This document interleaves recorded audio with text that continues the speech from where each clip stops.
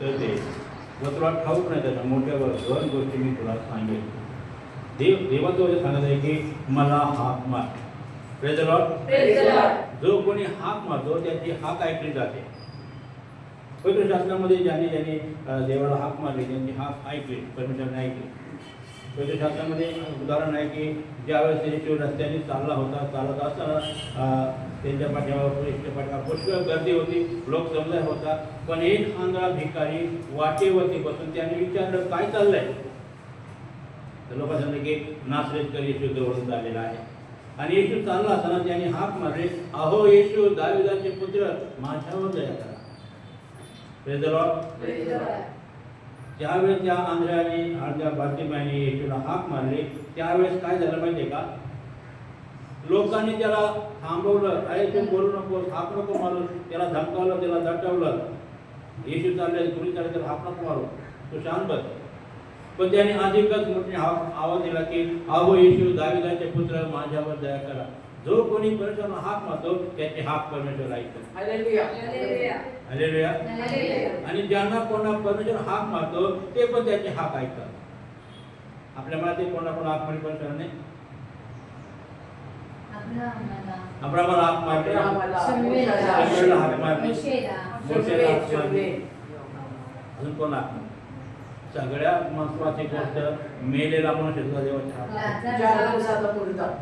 4 दिवस मरून गेलेला लाजार, त्याला इथे म्हणताय की लाजारा बाहेर आहे.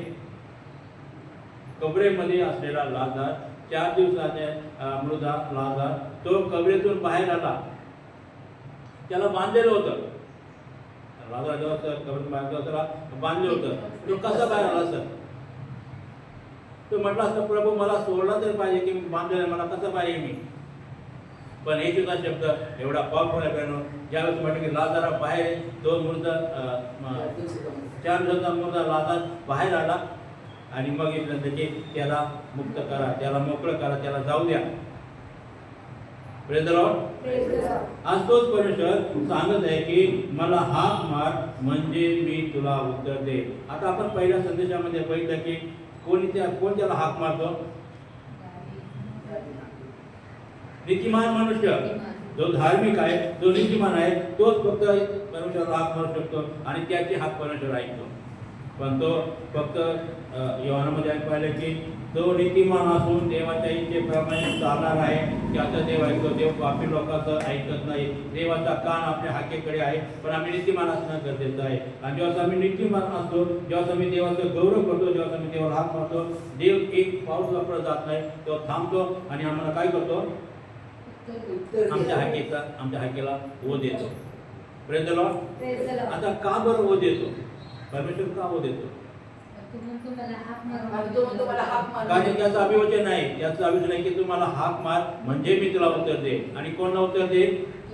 जो नीतिमान आहे, जो धार्मिक आहे, जो देवाच्या इच्छेप्रमाणे चालतो त्याची हाक परमेश्वर ऐकतो. Praise the Lord. हालेलुया.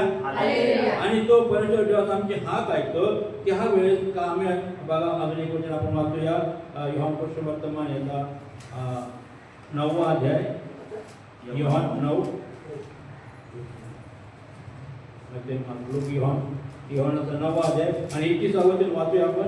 आपल्याला ठाऊक आहे की देव पापी लोकांचे ऐकत नाही, तर जो कोणी देवाचा भक्त असून त्याच्या इच्छेप्रमाणे वर्ततो त्याचे तो ऐकतो. Praise the Lord. हाक मारा. यिर्मया 33 मध्ये आम्हाला सांगितलं की हाक मारा. परंतु कोणाची हाक परमेश्वर ऐकतो. सर्व जगाची हाक ऐकत नाही. प्रभू येशू ख्रिस्ताने योहान 3:16 मध्ये आम्ही वाचतो की देवाने जगावर प्रीती केली आहे. कोणावर प्रीती केली देवाने. जगावर प्रीती केली आहे. पण आता जेव्हा परमेश्वर येणार आहे तो सर्व जगासाठी येणार नाही. ज्याने विश्वास ठेवला, ज्याने प्रभू येशू ख्रिस्ताला आपल्या अंतःकरणामध्ये घेतलं, ज्याने प्रभू येशूवरती आपला विश्वास ठेवला आणि जो विश्वासू जीवन जगत आहे त्याला घेऊन जाण्यासाठी येणार आहे. Hallelujah. Praise the Lord. Preeti त्याने संपूर्ण जगावरती केली. पण जो कोणी त्याला हाक मारले त्याच्यासाठी तो उत्तर देणार आहे. जो विश्वास ठेवतो, जो हाक मारतो. म्हणून आम्ही वाचलं की 9 अध्याय योहानचा 9 अध्याय आणि 31 वचनात आम्ही वाचलं की परमेश्वर जो आहे तो पापी लोकांचं ऐकत नाही. पण जो कोणी देवाचा भक्त असून फक्त भक्त चालत नाही, देवाचा भक्त असून जो त्याच्या इच्छेप्रमाणे चालतो त्याचंच परमेश्वर ऐकतो.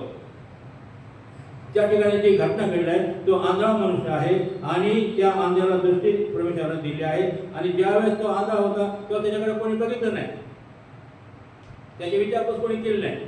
पण ज्यावेळेस तो बरा झाला मग शास्त्री पुरुषी आले, त्याला कोणी बरं केलं का झालं त्याची विचारपूस करू लागले. जोपर्यंत आम्ही जगामध्ये असतो तोपर्यंत आमची कोणी विचारपूस करत नाही. पण एकदा आम्ही देवाकडे गेलो मग सगळ्यांना लक्ष आमच्यावरती असतं. हालेलुया. आणि मग विचारत राहत होती, तू पुढे जातोस, काय करतोस. आता त्याबद्दल आले पण त्यांना विचारलं, तुम्ही कुठून आलात, तुम्ही काय करता, कशासाठी आलात, नाही का, हे प्रश्न त्यांना विचारले. आणि आम्ही जगामध्ये असतो तेव्हा जगाचं लक्ष आमच्याकडे असते, कोणी बघत नाही, काय नाही. आता आंधळा भिकारी त्या ठिकाणी बसलेला आहे, येशूला हाक मारत आहे. त्यावेळेस सगळी लोक सांगतात गप्प बस. पण येशूने जेव्हा सांगितलं थांबा, सांगितलं की त्याला माझ्याकडे आणा. ज्याने त्याला धमकावलं, ज्याने त्याला सांगितलं गप्प बस, त्यानेच त्याला सांगितलं की त्याला माझ्याकडे घेऊन या. आणि मग ते गेले आणि सांगितलं की गुरुजी तुला बोलवत आहे. किती मोठा अभिमान आहे, नाही का. Praise the Lord. येशू बोलवत आहे. येशू कशाला बोलवतो आम्हाला? रोग बरं करण्यासाठी, आमचा आजार बरं करण्यासाठी, आम्हाला आशीर्वाद देण्यासाठी. आणि म्हणून तो आम्हाला हाक मारते आणि हाक मारली. ज्याचे हाक ऐकून आम्ही जेव्हा त्याच्या जवळ जातो त्यावेळेस तो त्या आंधळ्यासारखा तो आंधळा म्हणून होतो की देव पापी लोकांचं ऐकत नाही, पण जो कोणी देवाचा भक्त असून त्याच्या इच्छेप्रमाणे चालतो त्याचंच परमेश्वर ऐकतो. सगळ्यांना सांगितलं हाक मारा, पण फक्त हाक कोणाची ऐकली जाणार आहे? जो देवाचा भक्त असून त्याच्या इच्छेप्रमाणे चालतो त्याचीच तो हाक ऐकतो, त्याला तो उत्तर देतो, सगळ्यांना उत्तर देत नाही. Praise the Lord. आमच्यामध्ये ठेवूया आपण की परमेश्वर आम्हाला त्यांनी सांगितलं हाक मारा, पण हाक आम्हाला कधी मारायचा आहे? विश्वासाने मारायचा की मी माझ्या देवाला हाक मारू आणि तो माझी हाक ऐकणार आहे. हा विश्वास आमच्यामध्ये पाहिजे. जेव्हा विश्वासाने आम्ही देवाला हाक मारतो तेव्हा सर्व परमेश्वर आमची हाक ऐकतो. देवबाप करो आणि ही वचन आपल्यासाठी अधिक आशीर्वादाची करो. शेवटी आपल्यासाठी अमोल प्रार्थना करतील.